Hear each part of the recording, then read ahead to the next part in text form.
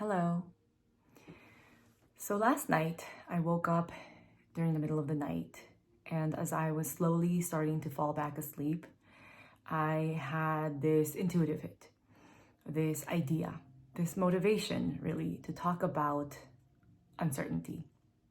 And I think it's fitting sort of for what's happening around the world with humanity because so many things are uncertain and the world is just moving much faster than it has ever before.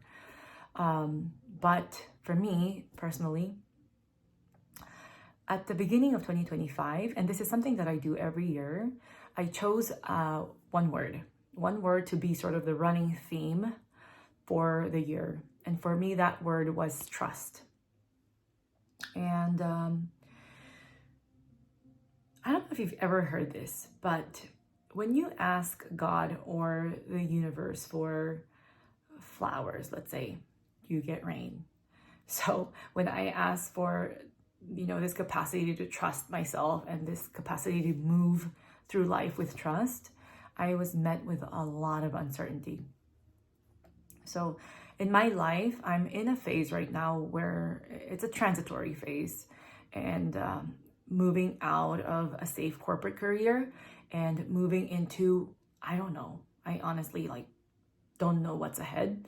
And I'm trying to figure that out. And so I'm in this transitory phase, and all transitions are marked by this idea of uncertainty. But what I want to say about it is that there is a big correlation between being able to hold oneself in uncertainty and being successful. So, yeah. Everybody, anyone who has achieved massive success, wild success, has had to go through a lot of uncertainty to get there. And there's no doubt. But how, right? How do you expand your capacity to hold yourself within uncertainty? And what I'm figuring out is that the key is through your fears. Is to head straight into your fears. Your fears have this capacity to help you expand into somebody who can hold yourself together no matter what's happening outside, right? When you keep facing them over and over again.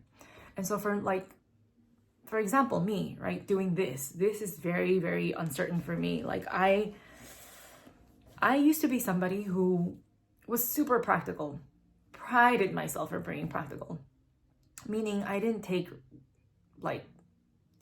I wouldn't go down a path where I didn't see some sort of reward at the end.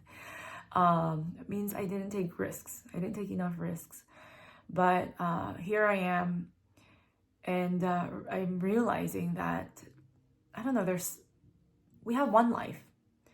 And I have to spend the rest of my life, I want to spend the rest of my life walking directly through my fears and it's not just because I want to be successful and I want to call in the abundance. We all want that. But for me, it's this deeper sense of freedom. It's this deeper sense of freedom of being at peace with myself and who I am. And so I'm here. Nothing is scripted. I don't know where this is going to land.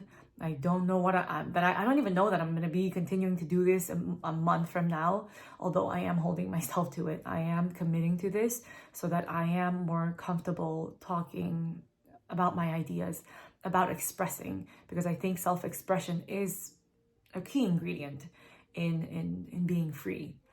And it took, of course, you can't see this through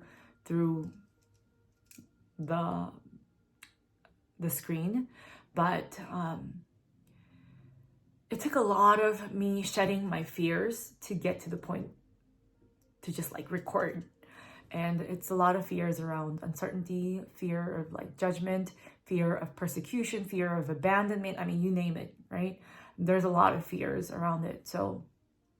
But I did want to share that, and I hope that this inspires you to take some action towards your fears, because I do believe that there is something to transcending beyond your fears, and there's a more expanded version of us waiting beyond that.